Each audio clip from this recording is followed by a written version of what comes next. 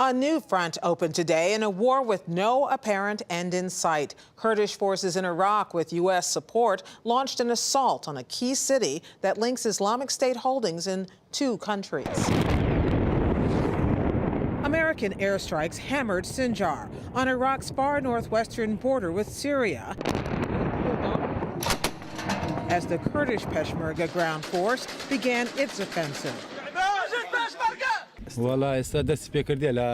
It started just now. The situation so far is good. There are continuous airstrikes on them. We are also hitting them with artillery.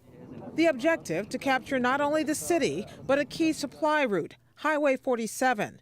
It connects the Islamic State's makeshift capital in Raqqa, Syria, to outposts in Iraq, including Mosul. We reached Rukmini Kalimaki of the New York Times late today, just after she returned from the front lines at Sinjar. Within the first couple of hours of the offensive this morning, the Peshmerga were able to get down onto that highway from the east and from the west and essentially cut it off. They were surprised at the lack of resistance, and we don't know if there's a surprise in store. One Peshmerga commander was telling me that through his binoculars he could look out and see ISIS fighters on foot. My impression of ISIS is that they're incredibly strong against local forces. They're incredibly strong against the Iraqi army. They're not so strong against U.S. airstrikes and a Kurdish force that is being flanked by U.S. Special Forces.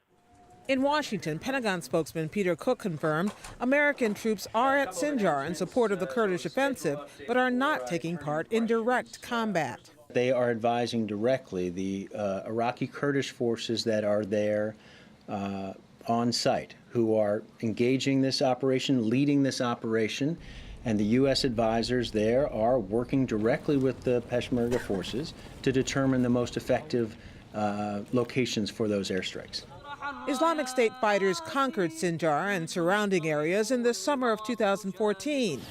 Hundreds of thousands of its inhabitants from the Yazidi religious sect fled, but many thousands were killed, raped, and systematically enslaved. The attack and atrocities moved President Obama to begin a bombing campaign in Iraq that quickly extended into Syria.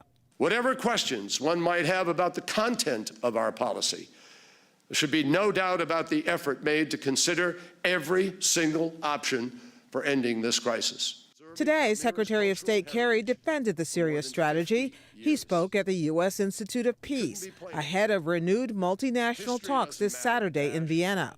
Those will include Syrian President Bashar Assad's principal allies, Russia and Iran. His fate is a major point of division.